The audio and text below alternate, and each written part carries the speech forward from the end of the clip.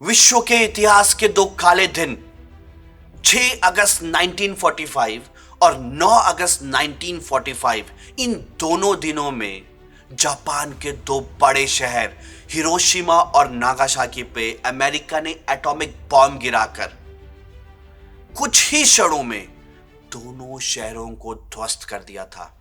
क्या इन सब के पीछे 19वीं सदी के greatest physicist, mathematician, scientist, teacher और पॉलिटिशियन एल्बर्ट आइंस्टीन का हाथ था?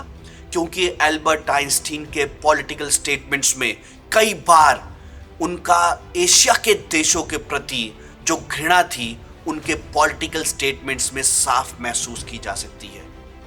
दोस्तों, एल्बर्ट आइंस्टीन को कई फिजिक्स की इन्वेंशंस के लिए जाना जाता है, specially for his theory of relativity. क्या थ्योरी ऑफ रिलेटिविटी में पूर्ण योगदान एल्बर्ट आइंस्टीन का ही था, या उसमें कहीं ना कहीं कुछ समर्थन या कंट्रीब्यूशन उनकी पहली बीवी मारिया या दूसरी बीवी एल्सा या उनकी छठी बेटर हाफ का भी योगदान था? जी हां, छठी बेटर हाफ। दोस्तों, शुरुआत करते हैं शुरू से, उनके चाइल्डहुड से। 14 मार्च 1879 को जर्मनी के ओलम कस्बे में एल्बर्ट आइंस्टीन का जन्म हुआ। उनकी मां पॉलन गाउच और पिता हरमन आइंस्टीन एक सेल्समैन और इंजीनियर थे।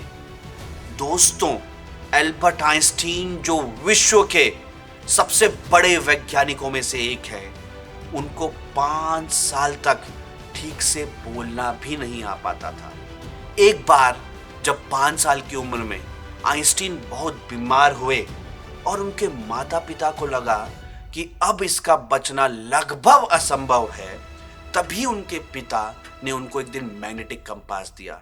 उस मैग्नेटिक कंपास को वो किसी भी डायरेक्शन में घुमाते थे, लेकिन निडल नॉर्थ एंड की तरफ ही इशारा करती थी। इसको देखते हुए एल्बर्ट आइंस्टीन के मन में कई ख्याल आए, कई थॉट्स आए, और वो सब थॉट्स ने लगता था कि एल्बर्ट आइंस्टीन को एक नई दिशा, एक नई डायरेक्शन दे दी है। और वहीं से शुरुआत हुआ एल्बर्ट आइंस्टीन का फिजिक्स के प्रति, मैथ्स के प्रति प्रेम। दोस्तों,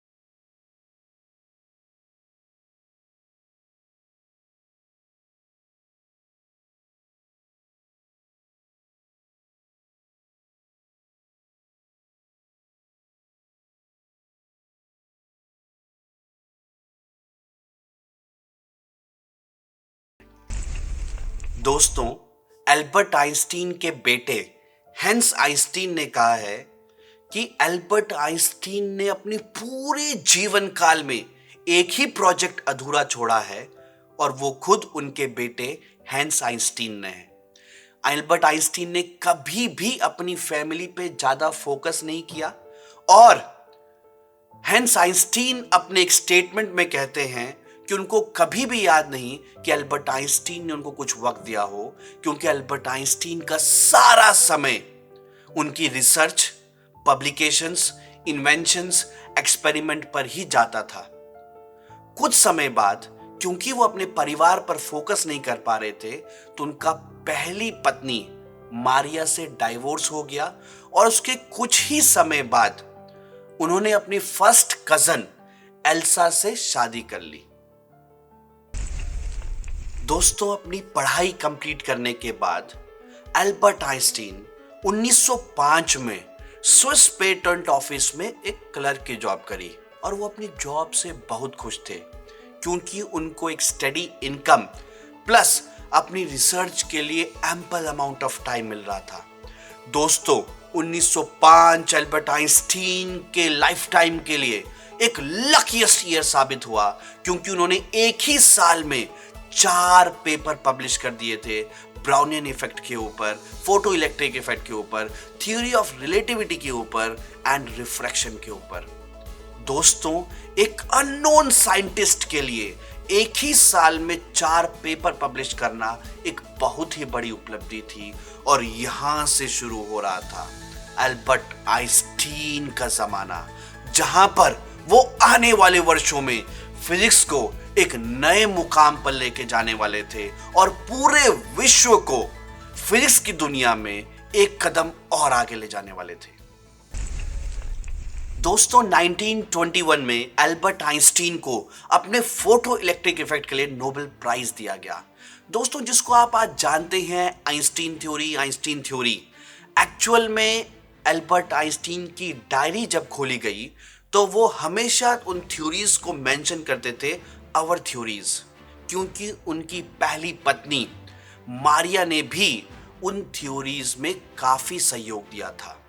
दोस्तों, उनकी दूसरी पत्नी एल्सा को 1936 में देहांत हो गया और इस बीच अल्बर्ट आइंस्टीन का कई और औरतों के साथ भी रिलेशनशिप रहे, जिसमें उनकी सेक्रेटरी डेना का भी नाम है। दोस्तों, आइंस्टीन की सबसे फेमस इक्वेशन E=mc², इसने फिजिक्स की दुनिया में, पूरे विश्व में तहलका मचा दिया था। दोस्तों, इनिशियली बहुत सारे फिजिसिस्ट ने इसका अपोज किया, लेकिन जब आइंस्टीन ने अलग अलग एक्सपेरिमेंट से E=mc² को प्रूव किया, तब आफ्टर 5 इयर्स इसको यूनिवर्सली अडॉप्ट कर लिया गया।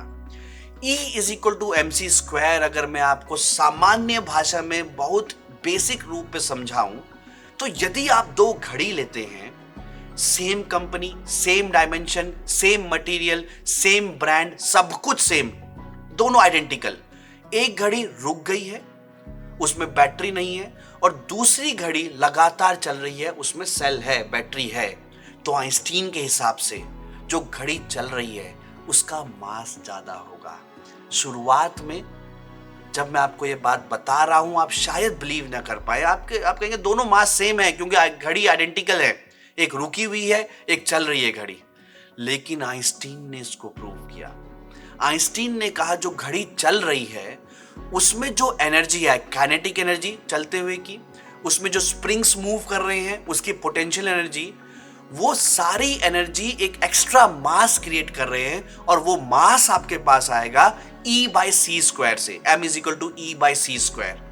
क्योंकि वो जो एक्स्ट्रा मास है वो E/c² है, जो उसमें एक्स्ट्रा एनर्जी है, लेकिन c की वैल्यू बहुत बड़ी है, इसलिए वो मास इजीली हमको विजिबल या हमारे रीडिंग्स में नहीं आता है, क्योंकि जो हमारे स्प्रिंग बैलेंस हैं वो इतना छोटा वैल्यू या छोटा डिफरेंस नहीं नाप सकते हैं। उनका लीस्ट काउंट इस तरीके से बनाया गया है।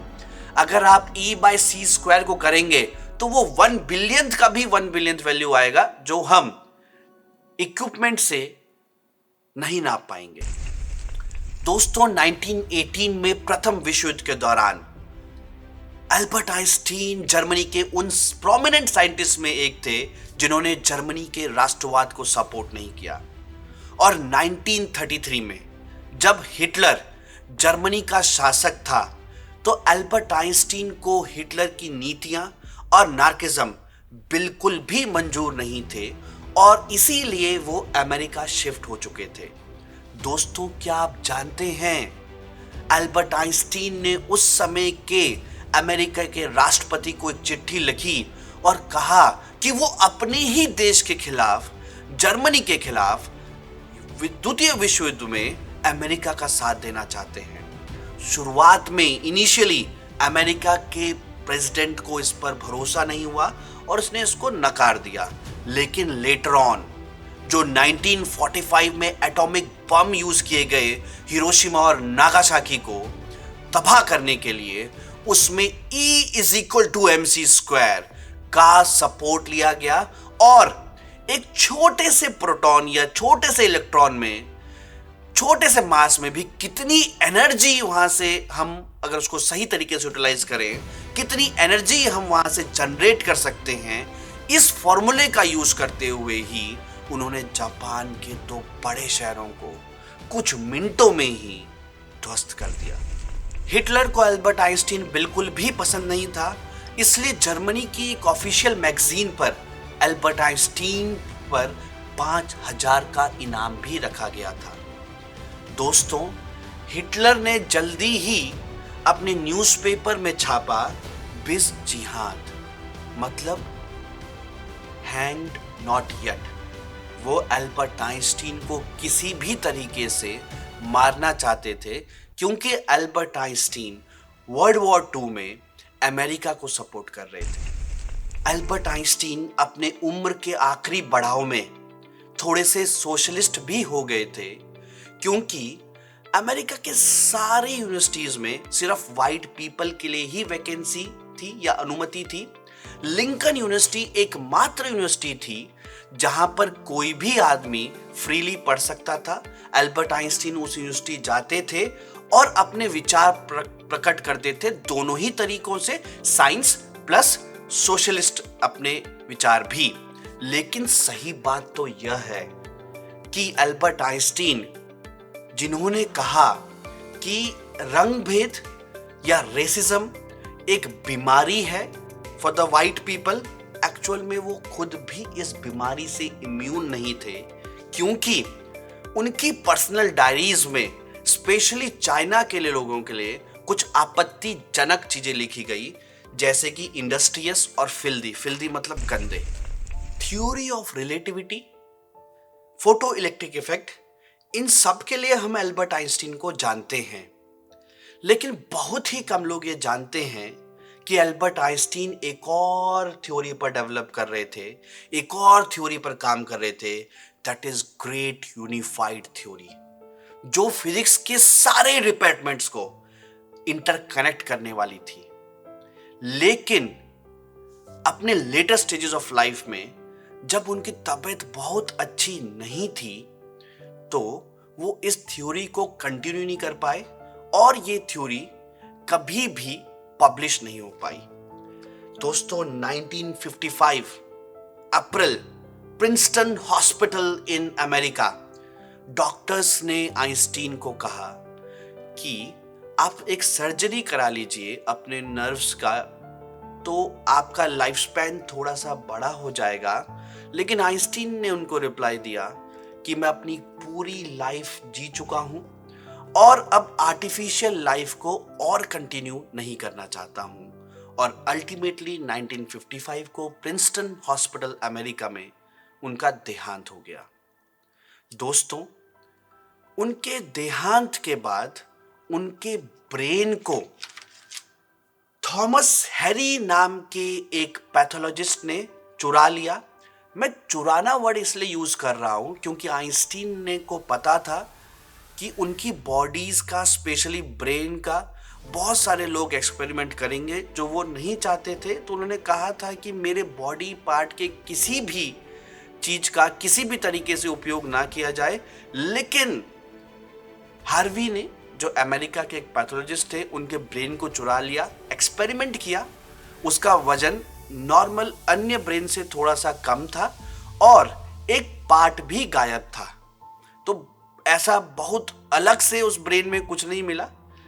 और लेटर ऑन आइंस्टीन के बेटे ने अनुमति दे दी थी कि ठीक है, आप उस पर टेस्ट कर लीजिए, और आज भी वो ब्रेन अमेरिका के म्यूजियम में रखा गया है। तो दोस्तों, इसी के साथ हम इस वीडियो को एंड करते हैं। I hope you enjoyed this video. Please do let me know in the comment sections about your views and और कौन से साइंटिस्ट का आप वीडियो चाहते हैं। ऑलरेडी निकोला टेस्ला का मैं वीडियो बना चुका हूं, वो कमेंट बॉक्स पर लगा दूंगा। Thank you, take care.